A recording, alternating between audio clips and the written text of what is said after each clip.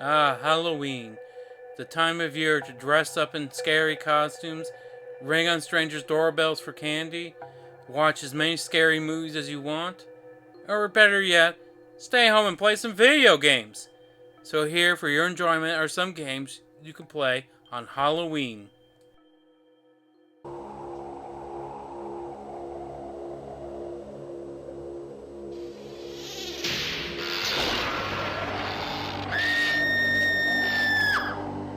What else needs to be said? Teenagers alone in a house in the woods? Megan. Hey. You, as the agent for a military group, are charged to watch over them and remove the threats to the kids by stringing traps through the house's security system. It's actually more fun to play for its novelty factor and nostalgia than for how scary it really is.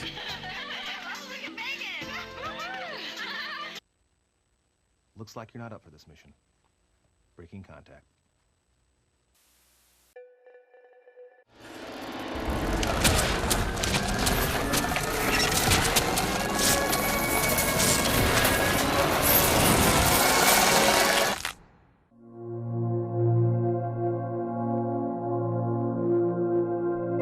You play as a character with only a flashlight, with a quickly dwindling battery power supply to explore several environments.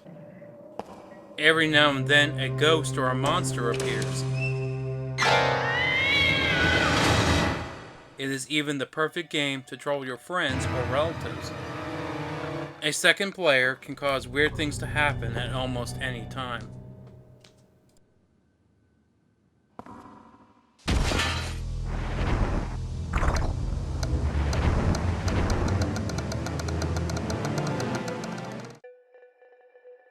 Alone in a house in the woods full of imps, you must quickly light the candles in the individual rooms to banish these creatures.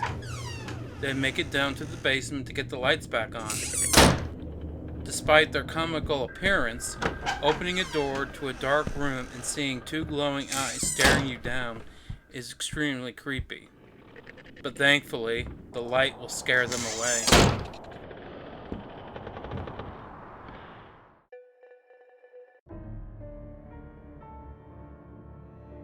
A writer and his wife come to the Pacific Northwest for a relaxing vacation.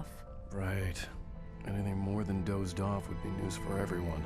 Before long, his wife goes missing, and the darkness itself is out to get him. Wake up. Alice? The darkness possesses the townspeople and turns them into creatures known as the Taken. The Taken sets the tone as they can appear out of nowhere and can be extremely creepy. Your only defense, a flashlight that removes the darkness from them.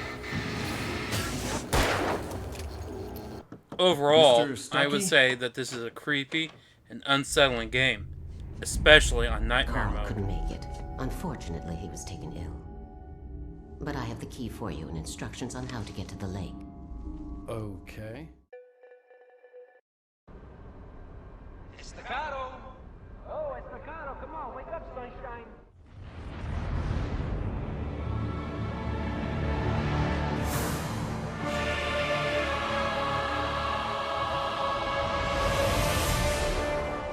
Despite the name, it has nothing to do with Alan Wake and is based off a comic book of the same name.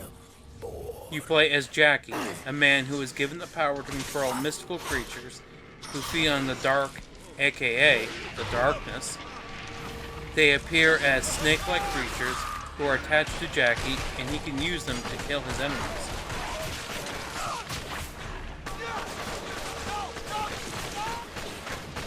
You could just play the game, or just sit on the couch with his girlfriend and watch To Kill a Mockingbird. Yes, you can watch the entire film.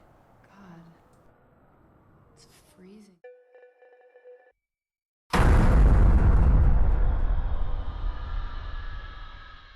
A group of angst teens comes to a cabin high in the mountains.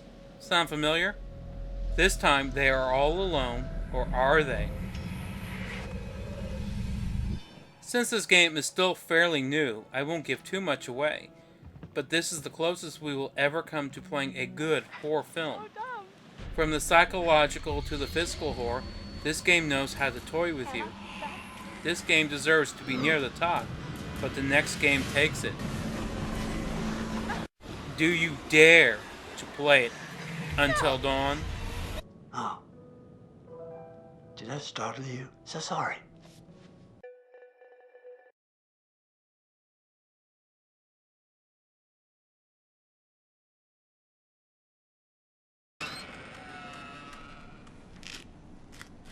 Now we come to the scariest and creepiest game on current gen consoles so far.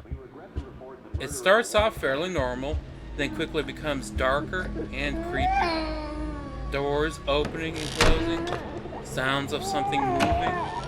Just make sure you pay attention to the radio, or, well, it's better to not find out. You may want to play this with the lights on and or with a group of friends. However, considering it's merely a playable teaser, hence the name PT, the thought creeps in the back of our minds what the final game would have been like. Since it has been cancelled, we will never know.